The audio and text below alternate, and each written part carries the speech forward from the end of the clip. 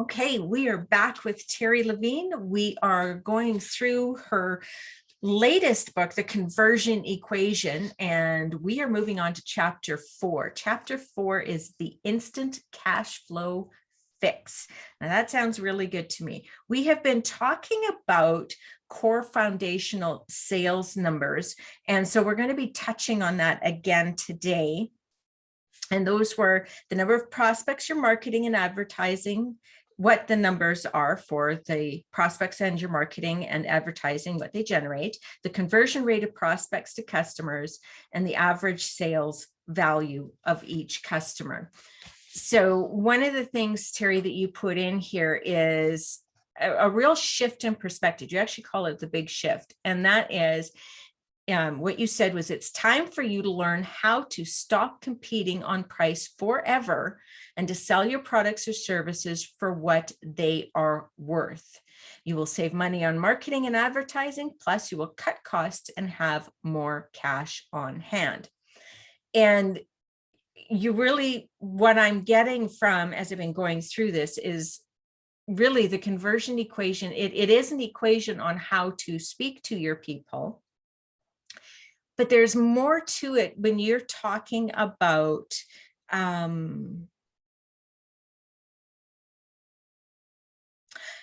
when you're talking about the different aspects of it. So the conversion equation will also show you how to increase the amount of your average sale. You will keep customers longer and get more referrals from happy customers. Because what I got is that your traditional marketing only focuses on increasing the number of prospects, and you go deeper than that. Yeah. So it fascinates me that when I talk to entrepreneurs, Velma, they keep their eye on one ball. How many prospects did I get? How many clients do I have? How many prospects did I get? How many clients do I have? And there's a lot more, and we talked about this in our last episode, there's a lot more to keep track of. There's a lot more metrics and key performance indicators. So here's what I see, and the word C comes up for me. In the C, SEA, of sameness, people buy based on lowest price. And I have an absolute example. My husband and I need, for our condo in New Jersey, we needed a console under our televisions. We went to 6 furniture stores on Saturday, and we didn't see anything. So I came home and I was on Amazon and I was on Wayfair and one other site. And I found the same exact console on 3 sites. And they were all within $100. So what did I do? I bought the least expensive, right? Oh, let me save money. If you are in the sea of sameness and you look like everyone else, people will make their choice based on price. I don't compete on price, and I don't have my client family members compete on price. We compete on the point of differentiation, core unique positioning statement, and guarantee. And so no one else can make the claims you claim. No one else could sell what you sell. So just quick example, here at the Modern Coaching Method, no one else can have the Modern Coaching Method. Number one, it's trademark, and we're also going for a registration mark. Number two, no one has what's inside of that, because that's my content. Number three, no one would make a guarantee of $100,000 in 6 months, or we give you your money back. So we're not in the sea of sameness. So if someone comes along and they say, oh, well, Terry, I don't want to invest more than, $2,000, and your program's more than that, I'll say, go invest less. You're not getting the Modern Coaching Method. You're not getting me, and you're not getting the guarantee. Good luck. So that's how I want our entrepreneurs watching and listening to understand.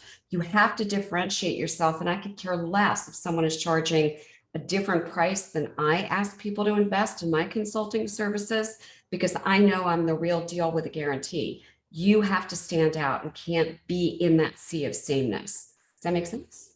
Totally makes sense. Is another SOS. I love the SOSs. And that really is like the key point of that chapter. And so just, remind the viewers, the listeners, that if you don't have your copy of the conversion equation, definitely get it. And Velma, show them your book for a minute that you just showed me. It's all, dog-eared, and she's got all of her notes. That's what I'm finding when people are telling me they're reading the book. They're going back and they're taking note and they're really breathing it in. And that's what I want for our viewers to do, our listeners to do. Absolutely.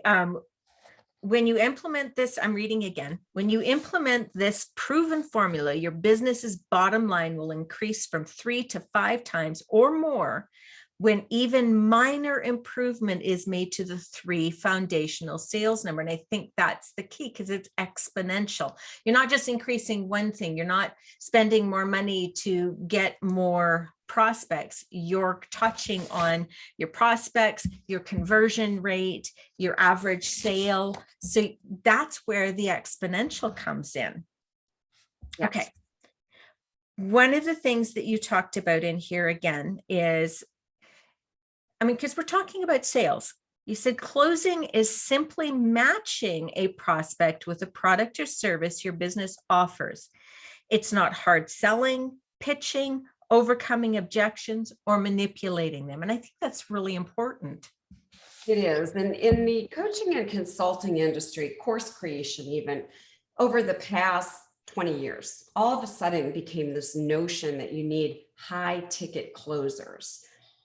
Here's the issue I have with that. High ticket closers are taught hard sales techniques. And I know those techniques. I was a sales trainer for years. I studied with some of the best sales trainers on the planet. I know the penny close, the Ben Franklin close, the alternate close, and probably 99 more. I don't use them. They're not authentic. They're not entrepreneur. They're not transparent, and they're certainly not in integrity. Pitching to me is it's not an integrity. Closing is not in integrity. Neurolinguistic programming used in sales is not in integrity. This is sales. You don't need a high ticket closer. You have a conversation where you're really listening, not just with your ears, you're listening with your whole body, with your heart, feeling, emotion, you're hearing the words underneath the words. And as you're listening, you are honestly asking yourself, would my product or service give this person the result that they're telling me they need? Now, if the answer is yes, you extend your hand and you say, Velma, I actually know that my products and services could help you achieve that. Would you like to hear about them? Now, if I honestly say to myself, I don't know what Velma wants, I really can't help with. I had someone come to me the other day and they're like, can you grow my LinkedIn? I'm like, no, can't, don't touch LinkedIn. Don't know anything about it. Nope, wrong person. So very simple. You know what? It's been great talking with you. I wish I could help you. That's not my area of expertise. However, I know some people who are really good at that. Would it be okay if I introduced you? That sells. That's it. It's an honest conversation and an extension of your hand. And I'm going to give people the way that I think of selling. If you come to my house, which hopefully you will travel from Canada to visit me, and you are coming to me in Mexico for a mastermind, right, to my home there, I will extend my hand. I'll say, oh my gosh, it's so good to see you. Would you like something to drink? If you say no, I'm not going to overcome your objection. I can't believe you don't want anything to drink. Why don't you want anything to drink? I made fresh lemonade. Oh my gosh, I wouldn't take it personal. And I wouldn't keep overcoming your, maybe you don't like lemonade, maybe you're not thirsty. I'd let it go. I would make an offer, and that's selling. Is that clear? It's totally clear. And I think too, what I love about it, and what I love about what you shared is it's still coming from a place of service, whether you can help them or not. Because what I heard in your example was, I don't do that. I do know somebody who does. Can I connect you? And so you're still serving the person, even if you can't help them with what it is that they're looking for.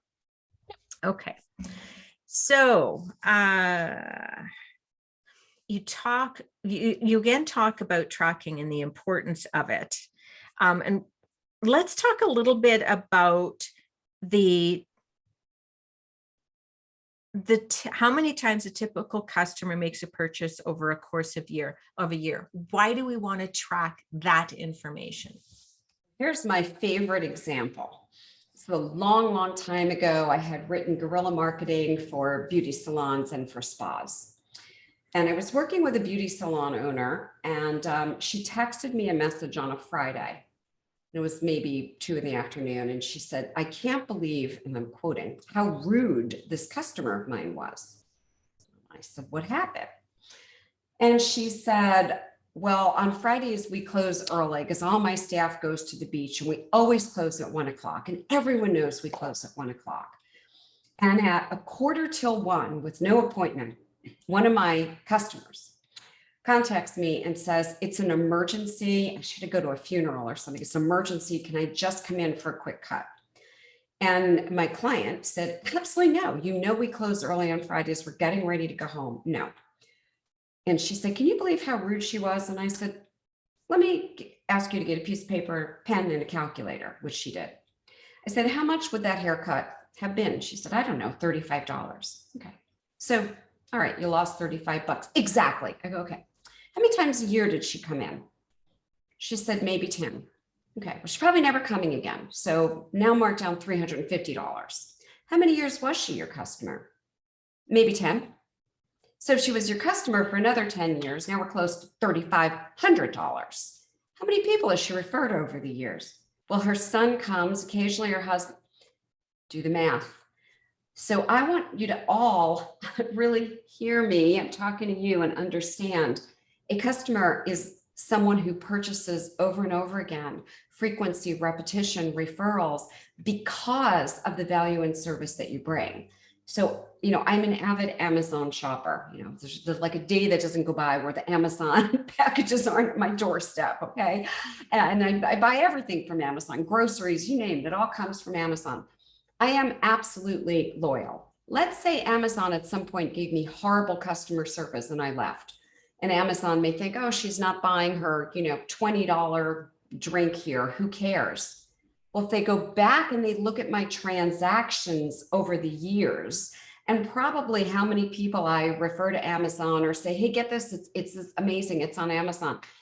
It's a lot of money. So a customer is not a one-time purchase. You add up the lifetime value of your client and your customer. And by the way, if somebody buys a $1 product or service, let's say they buy an ebook for $1, they might come back and purchase more things over and over and over again. So always look, again, keep your eye on the right ball. It's the long-term lifetime value. I'm glad you brought that up because that's a huge point. I think it's really important because, again, what if, and I know this is part of where you're talking about the exponential work, what if that client all of a sudden, well, not all of a sudden, but you start being able to connect them with more of your products and services. You haven't actually spent a ton on marketing. You've spent more time on relationshiping and impacted your numbers just in that way without it costing you anymore. Exactly. So I recommend that you think about nurturing. Nurture your list, nurture your social media connections, nurture your prospects, nurture your client family members, even those who may leave for a while or may take a break. I've had you, for example, you've come back, right? I've had so many people that for whatever reason, they needed to do something different or something different. I love to maintain relationships, not sitting there and crossing my fingers, hoping they come back, because they are client family members. You don't go, oh, well, you're not paying me, you're out of my life. You remain in touch because you choose to. And so the lifetime value that you create through nurturing and caring and being in integrity and transparency and authenticity, doing business as an entrepreneur, big surprise, the better those relationships will be. And I would rather, and you know this, I'd rather have the same clients forever than to hunt for new people. Why? I love the people I have. I know them. I like them. We're in relationship. I know their business. I understand them. And I want to help their business and be with them long term. So yeah, I want to be their business consultant and their friend for life. And that's how I want the audience, you, to really think about, how do I intend to serve people? And if you're transactional, you're not a entrepreneur, because most business owners are transactional. They could care less. I want to give a quick example of this. We had dinner out last night with a friend, and it was the friend's birthday. None of us eat dessert. And I said, we probably have patronized this restaurant last summer, maybe 20 times, and this summer, maybe 9. And we brought many, many people and introduced people. And I said to the manager, can you do me a favor? It's my friend's birthday. None of us eat dessert. Just stick a candle in anything. I don't care what it is, because I want to sing happy birthday to her. And this is what I got. You have to buy dessert. I said, no, we don't want to buy dessert. And we've just spent $300 on a meal. Okay. We don't want to buy dessert. No one's going to eat. You have to buy dessert. I said, can I buy a candle? No. Fine. I bought a dessert. Dessert comes. The candle was defective. It wouldn't light. Okay. So I said, Oh, the irony. This is like hilarious, right? I go, can we please get another candle? Wait till you hear this line. You'll need to buy another dessert. Excuse me? That's how it works here. I said, good to know. My last time coming, I will tell all my friends and family. I'm talking about it here in a radio and TV show. Believe me, it's going in articles and on social media, and their name will be used, because I won't do business with people like that. So think about your business as you're hearing me speak. And are you nurturing your relationships? Because it's going to cost them more money to do marketing and advertising to someone who wasn't a big loyal fan, and to get someone like me to come in. That's the mistake that many business owners make. So we're disrupting the way people do business as transactions. Clearly, he saw me as a transaction. Exactly. And that's the unfortunate thing when it comes to stuff like that. And that's where I think it's really important to shift the perspective of customer to the customer as a whole being, because they are, and a whole experience. So I love that. Okay. So, and to kind of build on that and amplify it, one of the other things that you have in here is, remember, a 10% increase in all of your foundational sales numbers, so prospects, conversions, and lifetime value, will improve your bottom line by more than 45%. A 20% increase, which is entirely doable in all three areas, will double your bottom line. Yeah. And this is what I think people don't realize. Like, they're not looking at, well, what happens as a result of my focus being on the people I am serving and tracking my numbers. Makes all the difference. 2 years ago in my business, we doubled. Okay. And in most businesses don't even grow 10% a year, and we doubled. And it was funny because my accountant said, what did you do to double? And I said, do what I do all the time, focus on the core numbers. And that's my accountant asking me, right? So when you focus on the core numbers, your business will grow. It's so important because it allows us to be strategic, and you can't modify anything you're not looking at. Absolutely. Right. So you can't do anything with it if you're not actually looking at it. And I think that's what the real importance is the value of measuring. You don't really want to build your business flying by the seat of your pants. Exactly. And this is just a, super really real important concept. Know your numbers, look at your numbers, and remember the words that I share all the time: transparency, authenticity, and integrity. And that's how to do business. And look at your numbers through those same eyes. Great advice. Exactly. Okay. So I think what I want to close out this on is what the last section of this chapter was: increasing the value of each of your customers. I think that's really important because it's one of those key metrics that we've been talking about. And the piece of advice that you give is, think about your best-selling products or services. Can you upsell with those? So it's kind of like, and you can give the example of, would you like fries with that? Exactly. McDonald's is probably one of the best examples of doing this, because they did the, do you want fries with that? And the other thing that they used to do, they got in trouble for doing this because so many people are overweight and it wasn't like the best thing. You may remember, would you like to supersize it? Well, you already have a customer. They are right there. Would you like an apple pie? They're right there. And so all you're doing is offering some additional value. And you're not convincing them. You really need to have fries with that, Velma. The fries would be so good. You need to supersize when you say, no, it's just very simple. It's a question. So if I'm offering something and something would help. So for example, at the modern coaching method, if people need help with implementation, they are offered the opportunity to have 15-minute laser coaching sessions with me. It's simple. Would you like Terry's additional help? It's a yes or no. It's very simple. And it's of service and value to the customer, client, family member. Exactly.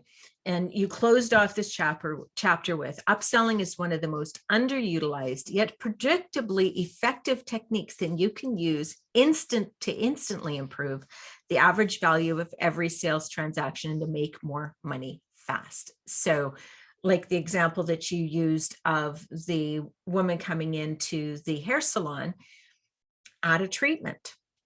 Right. And so when you add a treatment and they notice the impact of that difference, then you're probably going to have another 5 more treatments over the year. And the value of that customer is just increased, which again, increases your bottom line.